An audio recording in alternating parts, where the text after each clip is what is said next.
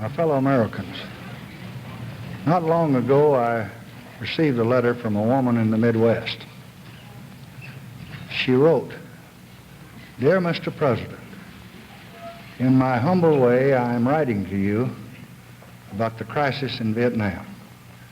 I have a son who is now in Vietnam. My husband served in World War II. Our country was at war.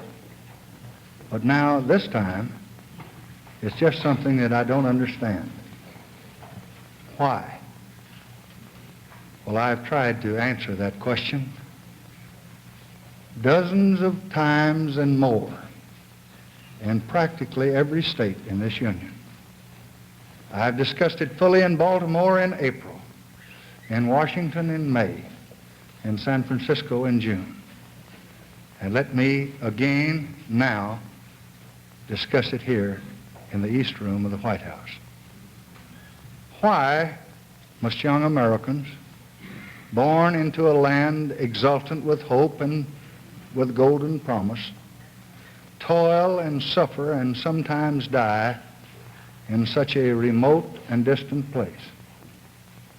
The answer, like the war itself, is not an easy one, but it echoes clearly from the painful lessons of half a century. 3 times in my lifetime, in 2 world wars and in Korea, Americans have gone to far lands to fight for freedom. We have learned at a terrible and a brutal cost that retreat does not bring safety, and weakness does not bring peace. And it is this lesson that has brought us to Vietnam.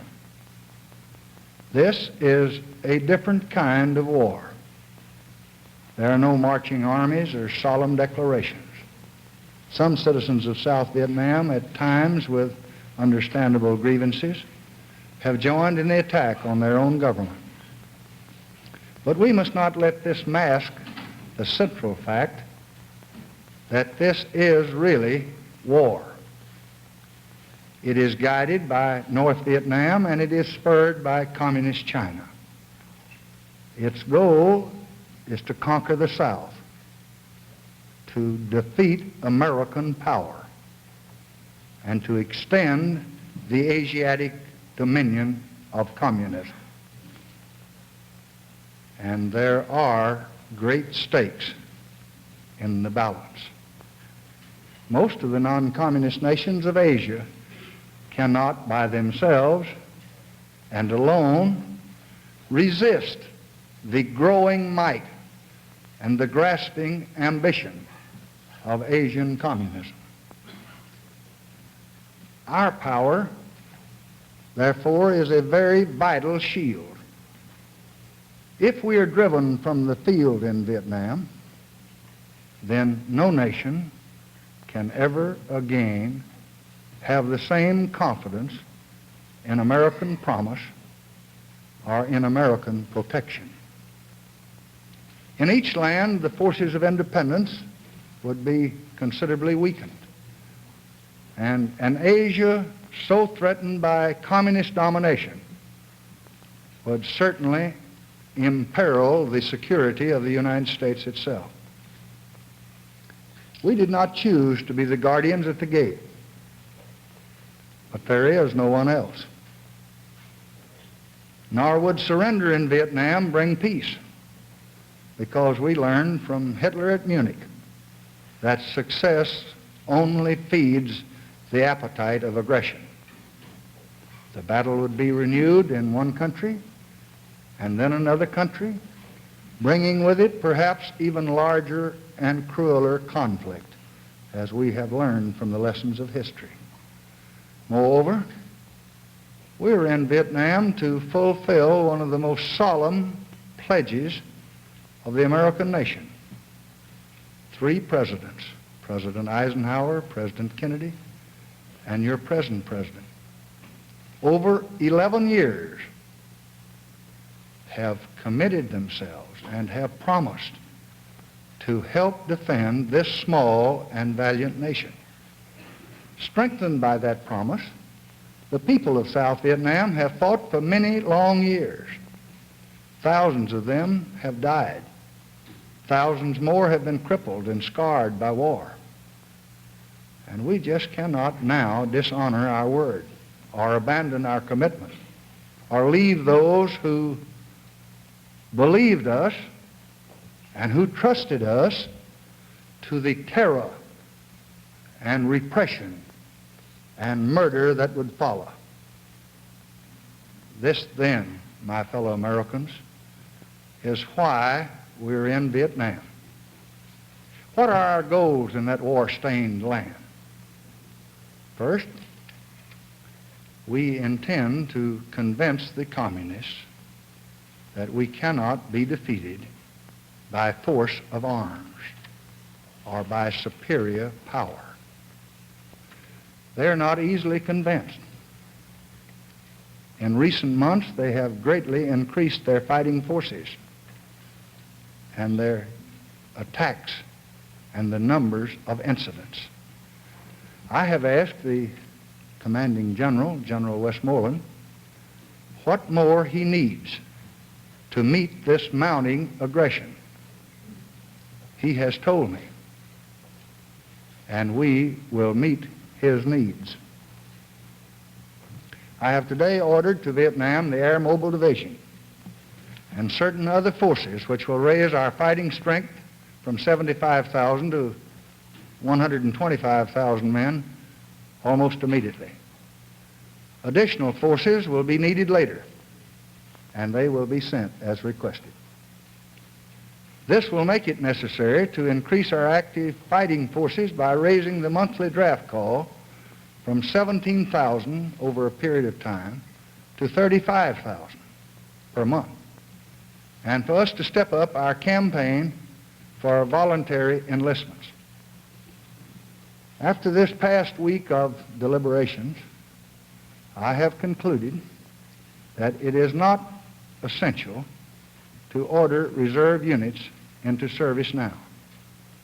If that necessity should later be indicated, I will give the matter most careful consideration, and I will give the country due and adequate notice before taking such action, but only after full preparations. We have also discussed with the government of South Vietnam lately the steps that we will take to substantially increase their own effort, both on the battlefield and toward reform and progress in the villages. Ambassador Lodge is now formulating a new program to be tested upon his return to that area. I have directed Secretary Rusk and Secretary McNamara to be available immediately to the Congress to review with these committees, the appropriate congressional committees, what we plan to do in these areas. I have asked them to be able to answer the questions of any member of Congress. And Secretary McNamara, in addition, will ask the Senate Appropriations Committee to add a limited amount to present legislation to help meet part of this new cost until a supplemental measure is ready and hearings can be held when the Congress assembles in January. In the meantime, we will use the authority contained in the present Defense Appropriation Bill under consideration to transfer funds in addition to the additional money that we will ask. These steps, like our actions in the past, are carefully measured to do what must be done to bring an end to aggression and a peaceful settlement. We do not want an expanding struggle with consequences that no one can foresee, nor will we bluster or bully or flaunt our power. But we will not surrender, and we will not retreat. For behind our American pledge lies the determination and resources, I believe, of all of the American nation. Second, Once the communists know, as we know, that a violent solution is impossible, then a peaceful solution is inevitable. We are ready now, as we have always been, to move from the battlefield to the conference table. I have stated publicly and many times, again and again, America's willingness to begin unconditional discussions with any government at any place at any time. 15 efforts have been made to start these discussions with the help of 40 nations throughout the world. But there has been no answer. But we are going to continue to persist, if persist we must, until death and desolation have led to the same conference table where others could now join us at a much smaller cost. I've spoken many times of our objectives in Vietnam. So has the government of South Vietnam. Hanoi has set forth its own proposals. We are ready to discuss their proposals and our proposals and any proposals of any government whose people may be affected. For we fear the meeting room no more than we fear the battlefield. And in this pursuit, we welcome and we ask for the concern and the assistance of any nation and all nations. And if the United Nations and its officials or any one of its 114 members can, by deed or word, private initiative or public action, bring us nearer an honorable peace, then they will have the support and the gratitude of the United States of America. I have directed Ambassador Goldberg to go to New York today and to present immediately to Secretary General Utah a letter from me requesting that all the resources and the energy and the immense prestige of the United Nations be employed to find ways to halt aggression and to bring peace in Vietnam. I made a similar request at San Francisco a few weeks ago. Because we do not seek the destruction of any government, nor do we covet a foot of any territory. But we insist, and we will always insist, that the people of South Vietnam shall have the right of choice, the right to shape their own destiny in free elections in the South or throughout all Vietnam under international supervision. And they shall not have any government imposed upon them by force and terror, so long as we can prevent it. This was the purpose of the 1954 agreements, which the communists have now cruelly shattered. And if the machinery of those agreements was tragically weak, its purposes still guide our action. And as battle rages, we will continue as best we can to help the good people of South Vietnam enrich the condition of their life, to feed the hungry and to tend the sick and teach the young and shelter the homeless and help the farmer to increase his crops and the worker to find a job. It is an ancient but still terrible irony that while many leaders of men create division in pursuit of grand ambitions, the children of man are really united in the simple, elusive desire for a life of fruitful and rewarding toil. As I said in Johns Hopkins at Baltimore, I hope that one day we can help all the people of Asia toward that desire. And Eugene Black has made great progress since my appearance in Baltimore in that direction. Not as the price of peace, for we are ready always to bear a more painful cost, but rather as a part of our obligations of justice toward our fellow man. And let me also add now a personal note. I do not find it easy to send the flower of our youth, our finest young men, into battle. I've spoken to you today of the divisions and the forces and the battalions and the units. But I know them all, every one. I have seen them in 1,000 streets of 100 towns in every state in this union, working and laughing and building and filled with hope and life. And I think I know, too, how their mothers weep and how their families sorrow. And this is the most agonizing and the most painful duty of your president. And there's something else, too. When I was young, poverty was so common that we didn't know it had a name. And education was something that you had to fight for. And water was really life itself.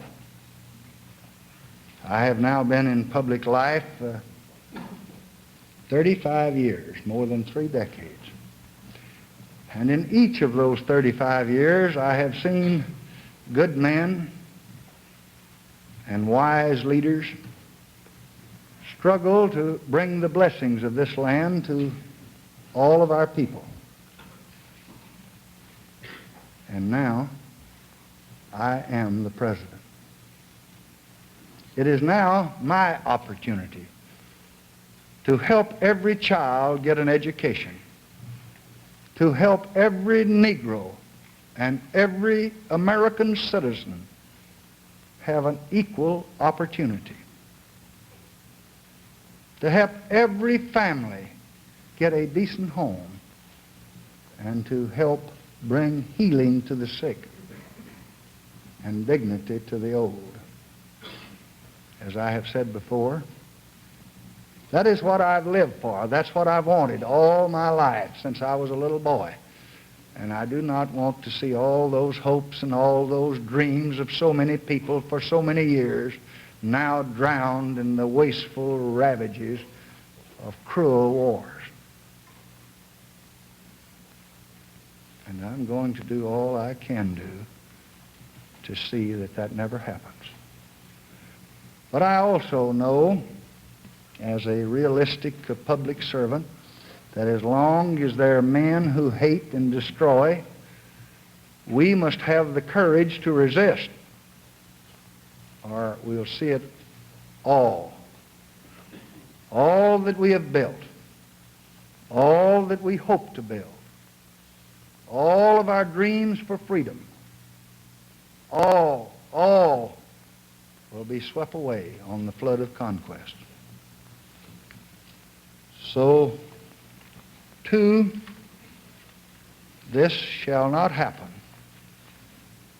We will stand in Vietnam.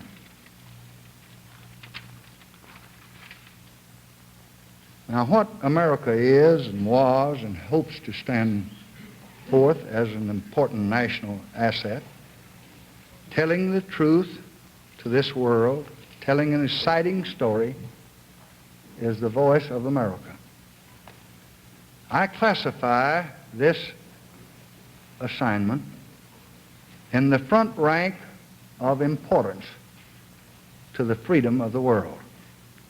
And that is why today I am proud to announce to you the name of the man who will direct the voice of America. He is a man whose voice and whose face and whose mind is known to this country and to most of the entire world. His name is John Chancellor. Mr. Chancellor was born 38 years ago in Chicago. For more than 15 years, he has been with the news department of the National Broadcasting Company. During that time, he has covered the world in Vienna, London, Moscow, New York, Brussels, Berlin, and Washington. Since 1964, he has been with you, one of the White House correspondents. This, I think, is the first time in the history of the Voice of America that a working newspaperman, a respected commentator, and experienced independent reporter has been given the responsibility of leadership and direction in this vital enterprise. I think he understands the challenges that are present and the achievements that are possible. And I am satisfied that the Voice of America will be in imaginative, competent, reliable, and always truthful hands. Stand up, John, will you, please?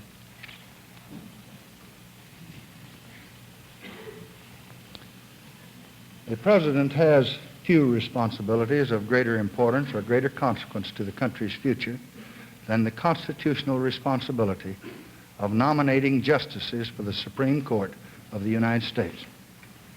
I am happy today here in the East Room to announce that the distinguished American who was my first choice for the position now vacant on the Supreme Court has agreed to accept this call to this vital duty. I will very shortly this afternoon send to the United States Senate my nomination of the Honorable Abe Fortas to be an Associate Justice of the Supreme Court. For many, many years, I have regarded Mr. Fortas as one of this nation's most able and most respected and most outstanding citizens. A scholar, a profound thinker, a lawyer of superior ability, and a man of humane and deeply compassionate feelings toward his fellow man, a champion of our liberties. That opinion is shared by the legal profession and by the bar of this country, by members of the Congress and by the leaders of business and labor and other sectors of our national life. Mr. Fortas has, as you know, told me on numerous occasions in the last 20 months that he would not be an applicant or a candidate or would not accept any appointment to any public office. And this is, I guess, as it should be, for in this instance, the job has sought the man. Mr. Fortas agrees that the duty and the opportunity of service on the highest court of this great country is not a call that any citizen can reject. So I am proud for the country that he has this morning accepted this appointment and will serve his country as an Associate Justice of the Supreme Court. I will be glad to take your questions now for hearing.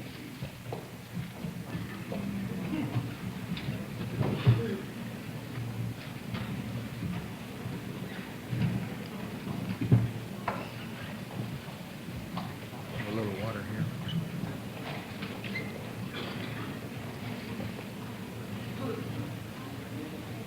Mr. President, in the light of the decisions on Vietnam, which you've just announced, is the United States prepared with additional plans should North Vietnam escalate its military effort? And how do you anticipate that the Chinese communists will react to what you've announced today? I do not want to speculate on the reactions of other people. This nation is prepared and will always be prepared to protect its national interests.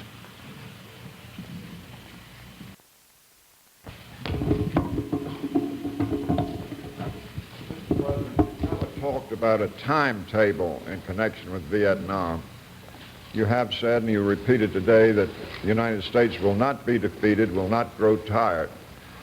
Donald Johnson, National Commander of the American Legion, went over to Vietnam in the spring and later called on you.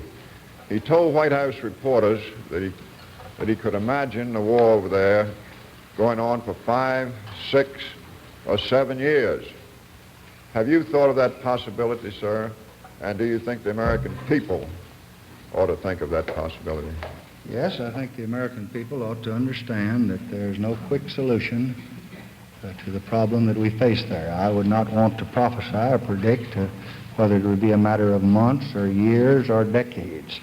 I do not know that we had any accurate timetable on how long it would take to bring victory in World War I. I don't think anyone really knew whether it would be 2 years or 4 years or 6 years to meet with success in World War II. I do think our cause is just. I do think our purposes and objectives are beyond any question. I do believe that America will stand united behind her men that are there. And I plan, as long as I am president, to see that our forces are strong enough to protect our national interests, and our right hand constantly protecting that interest with our military, and that our diplomatic and political negotiations are constantly attempting to find some solution that would substitute words for bombs. And as I have said so many times, if anyone questions our good faith and will ask us to meet them to try to reason this matter out, they will find us at the appointed place, at the appointed time, in the proper chair. President, there's a representative of the government of Ghana in Hanoi now talking to the foreign minister of North Vietnam about the war in Vietnam. Do you see any indication of something good will come of these talks? We are always hopeful that every effort in that direction will meet with success. We welcome those efforts, as we welcome the Commonwealth proposal, as we welcome Mr. Davis' visit, as we welcome the Indian suggestion, as we've welcomed the efforts of the distinguished Prime Minister of Great Britain and others from time to time. As I just said, I hope that every member of the United Nations that has any idea, any plan, any program, any suggestion, that they will not let them go unexplored. I'm sorry. What you have outlined as your program for now, it would seem that you feel that we can have guns and butter for the foreseeable future. Do you have any idea right now, though, that down the road a piece, the American people may have to face the problem of guns or butter? I have not the slightest doubt, but whatever it's necessary to face, the American people will face. I think that all of us know that we are now in the 52nd month of the prosperity that's been unequaled in this nation. And I see no reason for declaring a national emergency, and I rejected that course of action earlier today when I made my decision. I cannot foresee what next year, the following year will hold. I only know that the Americans will do whatever is necessary, and at the moment we enjoy the good fortune of having an unparalleled period of prosperity with us, and this government's going to do all it can to see it continue. Mr. Lisgore? Then can you tell us whether the missile sites in North Vietnam that were bombed yesterday were manned by Russians, and whether or not the administration has a policy about Russian technicians in North Vietnam? No, we have no information as to how they were manned. We cannot speak with any authority on that matter. We made the decision that we felt our national interest required, and as those problems present themselves, we will face up to them. So I wonder if you've had any communications from Chiang Kai-shek that he's ready to go to war with you. We have communicated with most of the friendly nations of the world the last few days, and we have received from them responses that have been encouraging. I would not want to go into any individual response here, but I would say that I have indicated to all of the friendly nations what our problems were there, the decision that confronted us and ask for their help and for their suggestions. Mr. Roberts.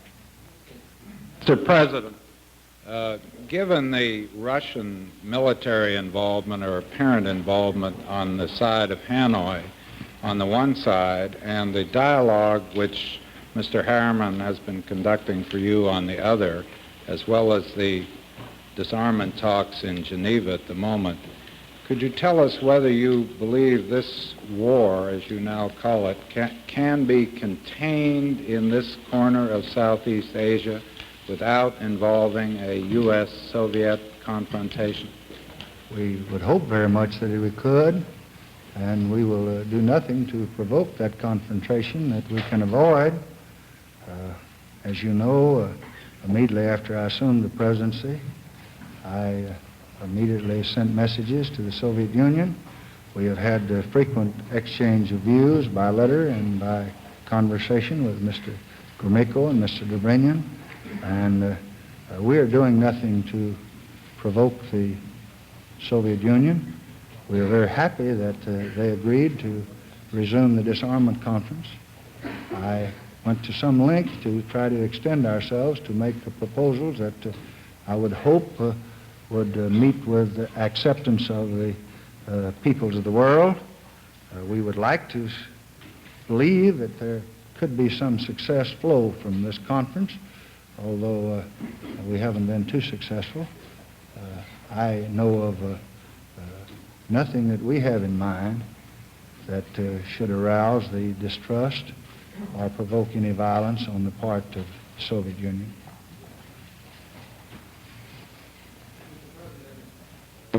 Does the fact that you're sending additional forces to Vietnam imply any change in the existing policy of relying mainly on the South Vietnamese to carry out offensive operations and using American forces to guard American installations and to act as an emergency backup? It does not imply any change in policy whatever.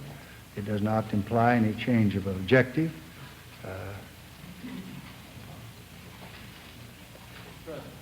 Would you like to see the United Nations now move formally as an organization to attempt to achieve a settlement in Vietnam? I have made very clear in my San Francisco speech my hope that the Secretary General, under his wise leadership, would explore every possibility that might lead to a solution of this matter. In my letter to the Secretary General this morning, which Ambassador Goldberg will deliver later in the day, I reiterate my hopes and my desires, and I urge upon him that he, if he agrees, that he undertake new efforts in this direction. Ambassador Goldberg understands the challenge. We spent the weekend talking about the potentialities and the possibilities, our hopes and our dreams. And I believe that we will have an able advocate and a searching negotiator who I would hope would someday find success. Ms. Craig. Mr. President, what are the borders of your power to conduct a war? At what point might you have to ask Congress for a declaration? I don't know. That would depend on the circumstances. I can't pinpoint the date on the calendar or the hour of the day.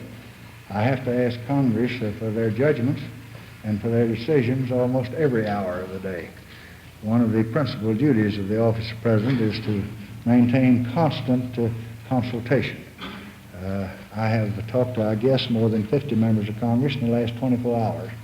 I have submitted myself to their questions, and the Secretary of State and the Secretary of Defense will meet with them tomorrow if they're ready to answer any question that they may need. Up to now, we have had ample authority, excellent cooperation, a united Congress behind us, and as near as I could tell from my meetings last night with the leaders and from my meetings today with the distinguished chairman of the committee and the members of both parties, we all met as Americans, united and determined to stand as one.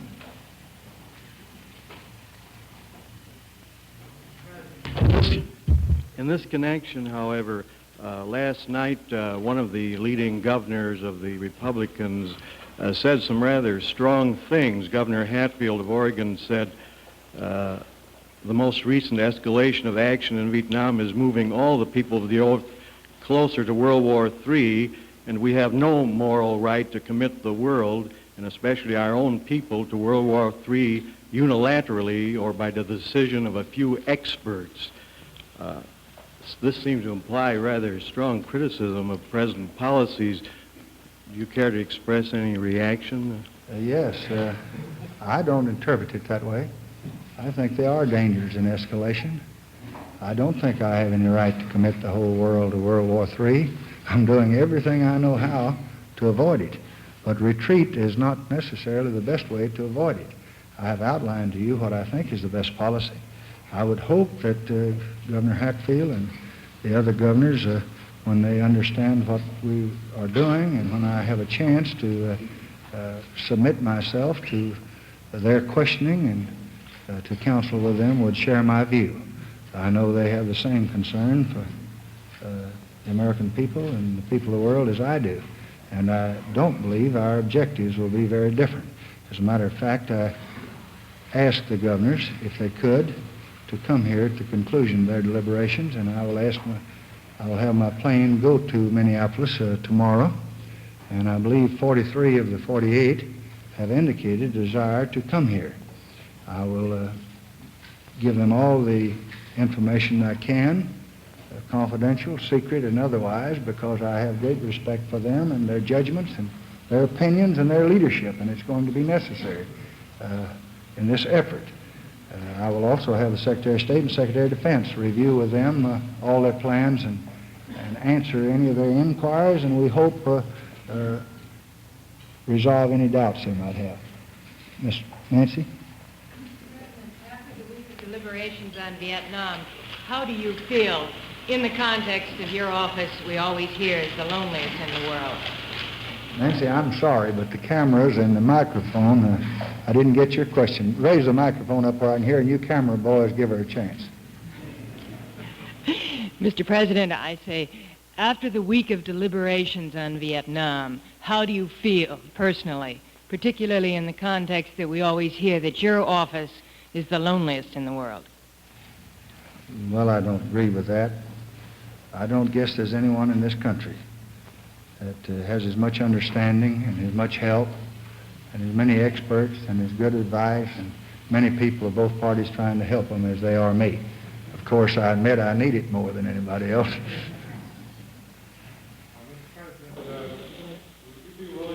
Nancy, I haven't been lonely the last few days. I've had lots of callers. Mr. President, would you be willing to permit direct negotiations with the Viet Cong forces in South Vietnam? We have stated time and time again that we would negotiate with any government, any time, any place. The Viet Cong would have no difficulty in being represented and having their views presented if Hanoi, for a moment, decides that she wants to cease aggression. And I would not think that would be an insurmountable problem at all. I think that could be worked out. Mike? President, to shift the subject just a moment, does your appointment of Mr. Gardner suggest that there will be less interest now in the creation of a separate Department of Education? No, not at all. My appointment of Mr. Gardner suggests that I looked over America to find the very best man that I could to lead us forward to become an educated nation where every child obtains all the education that he can take, and where the health of every citizen is his prime concern, and where the Social Security system is brought to needs of the 20th century. And after canvassing some 40 or 50 possibilities, I concluded that Mr. Gardner was the best man I could get, and I asked his board to relieve him of his duties and release him to the government so that he could furnish the dynamic leadership officially that he has been furnishing unofficially to us. And he told me yesterday morning that he was prepared to do that, and I remembered that I hadn't asked him what state he lived in, where his permanent residence was, so I put it on the nomination paper, or what party he belonged to. And he rather well, maybe somewhat hesitatingly said, I'm a Republican. I don't mean that his hesitating meant any particular significance. But I was happy that he said that, because a good many Republicans voted for me, and I don't want to be partial or partisan in this administration. And I like to see leadership of that kind come from the Republican ranks. And so I told him that if he had no objection, I would announce very promptly his appointment.